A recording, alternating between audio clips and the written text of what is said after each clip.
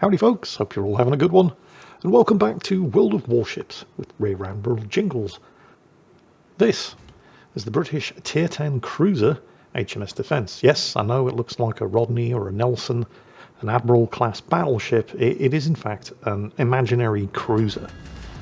It's a cruiser that's armed with 6 356mm, that's 14-inch guns. Yeah, that's a hefty armament for a cruiser at any tier. And it's been sailed for us today by none other than MalteseKnight. MalteseKnight streams World of Warships on Twitch, and as the name would suggest, comes from Malta. I've been there, by the way, probably not surprising, I did spend 22 years in the Royal Navy. Malta's a fantastic place to visit, by the way. Sadly, I only got to go there twice when I was actually in the Navy, but both visits were incredible. Probably not as incredible as they would have been when there was still an active Royal Navy base there. Throughout the late 19th and all up until the mid-20th century, Malta was, wow. Let's just say there were parts of Valletta, specifically there was a place called Straight Street that was also known as the Gut, because it was basically the seedy underbelly of Malta. Let's just say specifically designed to accommodate the needs of young British sailors with time off and far too much money burning a hole in their pockets. And, because this is a family show, we'll just leave it at that. That all got shut down before I got to visit Malta, of course, but my 2 visits there were still amazing. Valletta is an incredible city.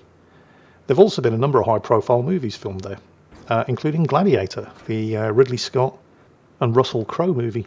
Also starring, of course, the late, great Oliver Reed, a legendary British hellraiser who died drinking in Malta with a bunch of British sailors. So it's probably exactly the way that he would have wanted to go. Out on the lash, telling stories and having free drinks bought for him by British sailors. Apparently, so the legend goes, Oliver Reed was actually a descendant of the Russian Tsar Peter the Great. The story goes, and this much at least is true, that Peter the Great decided that he wanted to build a proper navy, and in order to do that, him and a bunch of his aristocrat mates, amongst other things, went to Chatham Dockyard in London, or just outside London, in order to learn how to build warships. While they were there, they did an awful lot of partying, and let's just say Oliver Reed's great whatever grandmother, let's just say she worked in the entertainment sector and was a particular favourite of Peter the Great. Fast forward a couple of centuries and you've got Oliver Reed. Anyway, let's focus on the battle. Notice the enemy Monmouth, who's just managed to sneak into cover behind the island there. That one cruiser, who's inside the cap circle here at Alpha, but in cover behind the island, and shooting at MalteseKnight, and apparently just knocked his steering out, and of course he's in a cruiser, not a destroyer, so he probably doesn't have the last stand skill. His rudder is now jammed. So that's all kinds of fun, but more importantly, that one cruiser is going to cock-block the entire team. We've got 4 battleships over on this flank, as well as MalteseKnight himself and the Benham destroyer over there. And none of them are prepared to risk their skins by getting rid of that cruiser.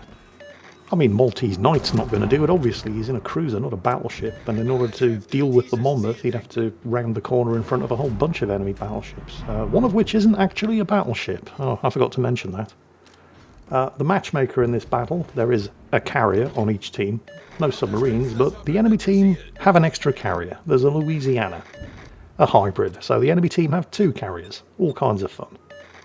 So while MalteseKnight is waiting for the battleships on his team to grow a pair and do something about that Monmouth, and while the Rune on the team, if you have a look at the minimap, the only person on the team who is actively trying to win, he's right there at the central cap in Bravo. You can see him on the minimap actually trying to flip the cap, but he's a cruiser, not a destroyer, so pretty much the entire enemy team can see him, and he is getting shot at. So he's probably not going to live very long. Let's have a chat about the guns on the Defence, because we've already established that they're pretty big. They are 14-inch, 356mm. It does only have 6 of them though, and yet, despite the fact that Well, I have several issues with battleships in particular that are only armed with 6 guns. The poster child of that, of course, being the Gneisenau down at tier 7, which has bigger guns than the Defence. The Defence has 14-inch guns, the Gneisenau has 15-inch guns. But, well, the Gneisenau quite famously couldn't hit the side of a bomb from the inside with those guns. It's the classic example of a great ship, but with terrible guns, which basically makes it a terrible ship, because this is a game about shooting other ships, and if you can't hit them, you know, what good are you? There are other battleships that are armed only with 6 guns that I actually kind of like. We're talking about ships like the Renown and the Repulse, because they get cruiser dispersion. They tend to hit what they shoot at.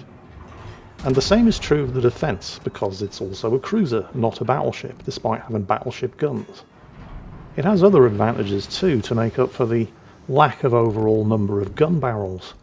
If you have a look at other battleships that are armed with this caliber gun, 14-inch, like for example the Tier 9 British battleship HMS Marlborough, that thing has a 25-second reload. Now that's not terrible when the average reload of a battleship in this game is 30 seconds, but the Defence, with exactly the same guns, 1 tier higher, only has an 18-second reload. That's pretty spicy.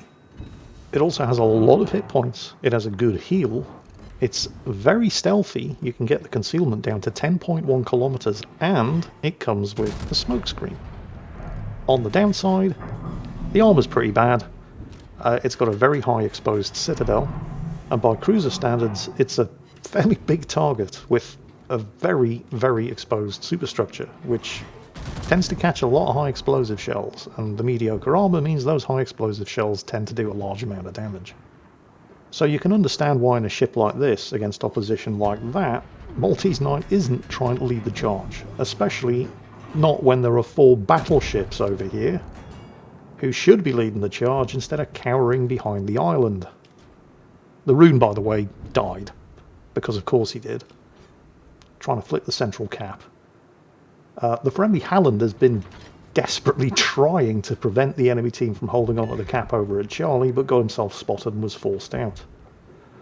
So the enemy team control 1 cap circle. The battleships on the team are at least contesting, if not taking, the cap circle here, and the central cap at Bravo is open. The team have just lost their 2nd ship. They're down to 240 points, the enemy team are 200 points ahead. The Benham over there is basically doing Benham things and trying to see how many of his torpedoes the enemy battleships can catch, but the friendly battleships over there are all cowering behind the island, still terrified of going around the corner, and actually dealing with that Monmouth, who has been cock-blocking the entire team over here since the very start of the match. And then, just to make matters worse, the enemy team sink the friendly Vermont, reducing MalteseKnight's team to 180 points and putting the enemy team 300 points ahead. The only 2 surviving ships over on the eastern flank are the Halland, who's now given up trying to at least contest that cap circle at Charlie, and the Aegea, who's been forced to beat a hasty retreat up to the north in the face of overwhelming opposition. Oh, and the enemy team are now flipping that central cap at Bravo as well, and in fact any second now they're probably going to take it. There it is. So the enemy team now have 2 of the cap circles, Alpha is contested, MalteseKnight's team do not have a single cap. They are 300 points and 2 kills behind, and all of those battleships clustered around the island over there are finally making a push. Note that the Monmouth is managing to stay inside the cap circle and thus keep it contested, and is continuing to use the island to block line of fire between himself and those battleships. But what that does mean is that he's about to sail into line of fire of MalteseKnight over here. Now he's probably forgotten that MalteseKnight is here. Oh, and there's a Cyclone closing in. I'm going to hazard a guess that the Cyclone and its associated reduced visibility is the only reason those battleships have left the cover of this island. The Schlieffen, by the way, appears to have noticed that the Monmouth is sneaking around as well. He's already gotten torpedoes away. Oh, and of course the Defence has torpedoes too, with excellent firing angles, and it can ripple fire them 1 at a time. Here comes the Monmouth. He sees MalteseKnight. He fires. It's armour piercing, but it's cruiser armour piercing. MalteseKnight is well angled. He's gotten his torpedoes away. There's some torpedoes coming in from the Schlieffen as well. Some big hits on the Monmouth. It's the Schlieffen who takes him out. Right. 165,000 damage done before he got his first kill. And there's the enemy Fletcher, also sneaking around the island, trying to take these battleships by surprise. MalteseKnight's got him spotted. He's got the high explosive loaded. Really, really bad news for the Fletcher. He's also got the Hydro running. And it looks like the carrier is also coming over to assist. The Fletcher is probably going to pop smoke. Yep, there it is. Because of course you would. Enemy aircraft overhead. There's a cruiser closing in with extremely large caliber high explosive. The team are now only 1 kill behind. I mean, there's still 300 points difference despite the loss of the Monmouth. But they've claimed the central cap at Bravo, thanks to the Halland, and they're about to flip. Even though MalteseKnight himself left the cap circle, there were plenty of battleships still lurking around in there. And there's his second kill. The team now control 2 of the caps. They're still 300 points behind, but they've managed to even the kills. Good job to the Halland over there, who managed to take that central cap at Bravo. Although it's probably not going to stay taken for very long, since all of those enemy ships over to the east have got nothing better to do than head this way. And the Halland's about to have... well, he should be okay. I mean, he's coming under air attack, but the Halland is one of those ships that's known for having good anti-aircraft firepower. Didn't do him any good, did it?